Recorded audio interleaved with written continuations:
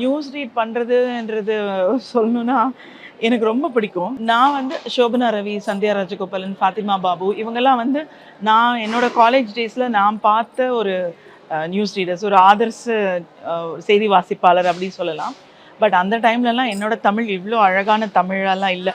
இப்போ அழகாக இருக்காங்கலாம் கேட்காதீங்க. பட் நியூஸில் சொல்லும்போது அப்போல்லாம் நம்ம வேற ஒரு ஒர்க் ப்ரொஃபைல். நான் அமெரிக்கன் ரெமடிஸ்னில் ஒரு ஃபார்மசூட்டிக்கல் கம்பெனியில் ஃபார்மா இண்டஸ்ட்ரி அது.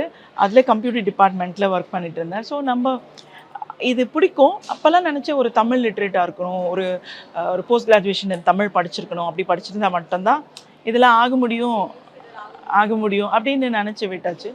என்னோட செகண்ட் சைல்டு எனக்கு டெலிவரி ஆகி அந்த மெட்டர்னிட்டி லீவில் நிலா டிவின்னு ஒரு சேனல் ஆரம்பித்தாங்க. அது அப்படியே ஜெயா டிவியோட டைப் பண்ணாங்க. அந்த சேனலில் மாலதி ஜனார்தனன்னு என்னோட கலீக், அமெரிக்கன் ரெமடிஸில் என்னோட ஒர்க் பண்ணவங்க. ஐ saw her on screen.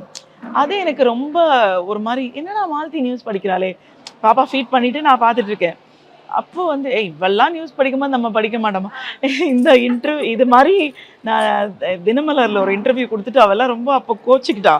சரி, இட் மைட் பி இன்ட்ரெஸ்டிங் எல்லாம் நான் சொன்னேன். ஸோ வாட் ஐ மென்ட் இஸ், அவள் வந்து ஒரு ஹிந்தி செகண்ட் லாங்குவேஜ் படிச்சிருந்த ஒரு பொண்ணு தமிழ் செய்தி வாசிப்பாளராக இருக்க முடியும் அப்படின்னு நினச்சும்போது தான், அவெல்லாம் படிக்கும்போது நம்ம ஏன் பண்ணக்கூடாது, அந்த ஃபயரில் என்னை அப்படியே ஒரு பயங்கரமாக எனக்குள்ளே அந்த அப்படியே இருந்துச்சு. நான் யோசிச்சு பார்க்குறேன், நம்ம இன்னும் யங்காக இல்லை, நம்மளுக்கு 2 குழந்தைங்க கல்யாணம் ஆயிடுச்சு, 2 குழந்தை வேறு இருக்குது.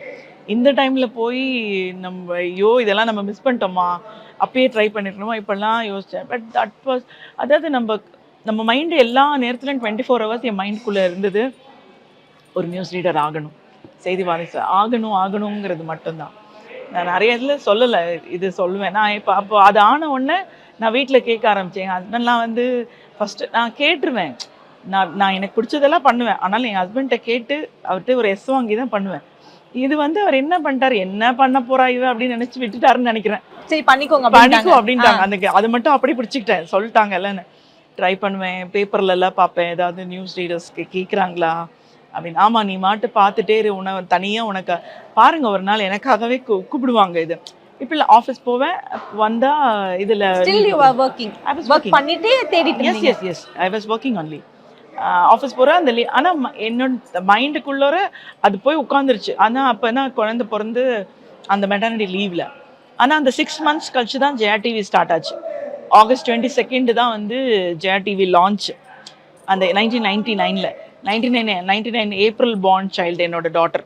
ஓகே, இவ்வளோ இருக்கும்போது அப்புறம் நிலா டிவியை இதோட டைப் பண்ணாங்க. இந்த மாதிரி பேசுகிறம்போது அப்போ எனக்கு ஒரு கால் ஒரு இடத்துலேருந்து வந்து, டெய்லி ட்ரை பண்ணிகிட்டே இருப்பேன். அப்போ அவங்க சொன்னாங்க, நீங்கள் ஃபோட்டோ இது பண்ணி உங்களோட ப்ரொஃபைல் கொடுத்து ட்ரை பண்ணுங்க.